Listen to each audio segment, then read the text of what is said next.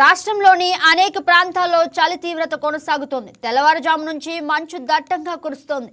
అల్లూరు సీతారామరాజు జిల్లా పాడేరు ఏజెన్సీలో చలి తీవ్రత పెరుగుతోంది. లంబసింగి 3.5, మినుములూరు 3.7, ఇక జీమాడుగులలో 3.8 డిగ్రీల కనిష్ట ఉష్ణోగ్రతలు నమోదయ్యాయి. ఇక అరకులో 7.2, చింతపల్లిలో 7.5, పాడేరులో 8.5 డిగ్రీల ఉష్ణోగ్రతలు నమోదయ్యాయి.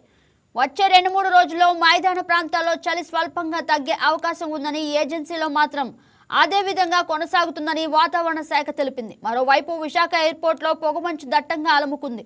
పొగమంచుతో విమాన సర్వీసులకు తీవ్ర అంతరాయం ఏర్పడింది.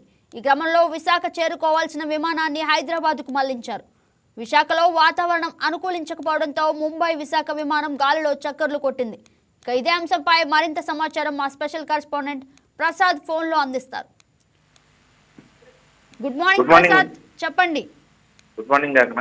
ఏదైతే విశాఖపట్నంలో ప్రస్తుతం కూడా చలి తీవ్రత పెరుగుతుంది చెప్పచ్చు. ముఖ్యంగా తెల్లవారుజామున రాత్రి వేళలో కూడా ఉష్ణోగ్రతలు తగ్గుతున్న పరిస్థితి కనిపిస్తుంది. దట్టమైన పొగమంచుతో చలిగాలు కూడా బలంగా వేస్తున్నాయి. ఇది రోడ్లపై ప్రయాణించే వారికి ఇబ్బందిగా కలిగిస్తుందని మనం చెప్పొచ్చు. ప్రత్యేకించి ఏజెన్సీ ప్రాంతాలైన అరకు, లంబసింగిలో చలి తీవ్రత ఎక్కువగా ఉంది. ఇది పర్యాటక ఆకర్షణ మనం చెప్పొచ్చు.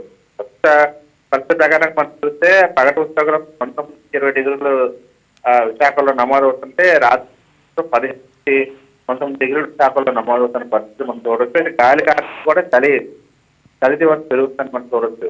దట్టమైన పొగమంచుతో విజువాలిటీ కూడా తగ్గిపోతున్న పరిస్థితి. ముఖ్యంగా కొండ ప్రాంతాలు, ఏజెన్సీ ప్రాంతాలు ఇది ప్రమాదకరంగా ఉంది. ఇటీవల జరిగిన ప్రమాదం, భారీ ప్రమాదం కూడా మనం చూస్తున్నాం, బస్సు ప్రమాదం. మరోవైపు పర్యాటకులు దీన్ని ఆస్వాదిస్తున్న పరిస్థితి. అరకు, పాడేరులో 7-8 డిగ్రీలు నమోదవుతుంటే జీమాడుగుల్లో 3 డిగ్రీలు నమోదైంది. ఈ నేపథ్యంలో చలి తీవ్రత పాటు పొగమంచు కూడా కరెక్ట్గా పొగమంచు కూడా కాస్తున్నాం అంతా మనం చూడవచ్చు. ఈ నేపథ్యంలో విశాఖలో కూడా ఒక విమానం కూడా దారి మళ్లించి సమాచారం అందుతుంది. విశాఖ నుంచి ముంబై నుంచి విశాఖ రావాల్సిన ఫ్లైట్ కూడా గాలిలో చక్కెర కొట్టింది. మరో ఫ్లైట్ అయితే హైదరాబాద్ మళ్లించిన పరిస్థితి. ఈ నేపథ్యంలో చలి తీవ్రత రోజు పెరుగుతుంటే కొంచెం ఈ చలి తీవ్రత వల్ల కూడా అనారోగ్యంతో బాధపడవు, జాగ్రత్తగా ఉండాలని కూడా వైద్యులు సూచిస్తున్న అంశం మనం చూడొచ్చు. దుర్గాప్రసాద్, ఇక అదే విధంగా అక్కడ వాహనదారులు కూడా ఘాట్ రోడ్స్ లో తీవ్ర ఇబ్బందులు ఎదుర్కొన్నట్లుగా తెలుస్తోంది. ప్రమాదాలు కూడా జరుగుతున్నాయి. అధికారులు ఎటువంటి అప్రమత్తమైన చర్యలు తీసుకున్నారు? ఇటీవలే జరిగిన ప్రమాదం దృష్ట్యా రాత్రి వేళలో కూడా రాత్రి 10 నుంచి తెల్లవారు 5 వరకు కూడా ఘాటీ రోడ్లో ప్రమాదకరమైన పరిస్థితి ఉన్న నేపథ్యంలో పూర్తి స్థాయిలో ఎక్స్పీరియన్స్ ఉన్న వాళ్ళనే ఆ ఘాటీ రోడ్ పంపిస్తున్న అంశాన్ని మనం చూడొచ్చు.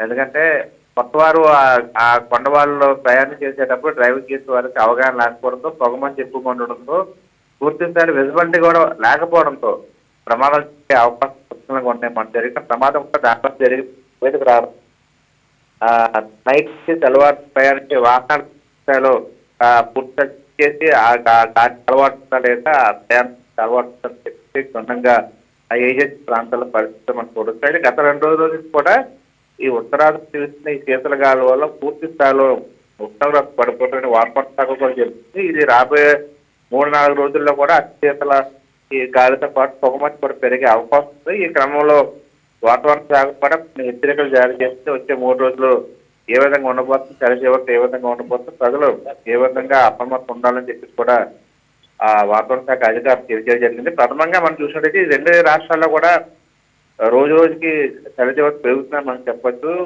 అటు తెలంగాణతో పాటు ఏపీలో కూడా రాత్రిపూట ఉష్ణోగ్రతలు గణనీయంగా పడిపోతున్న అంశాన్ని మనం చూడొచ్చు. Right Durga Prasad, thank you for the update.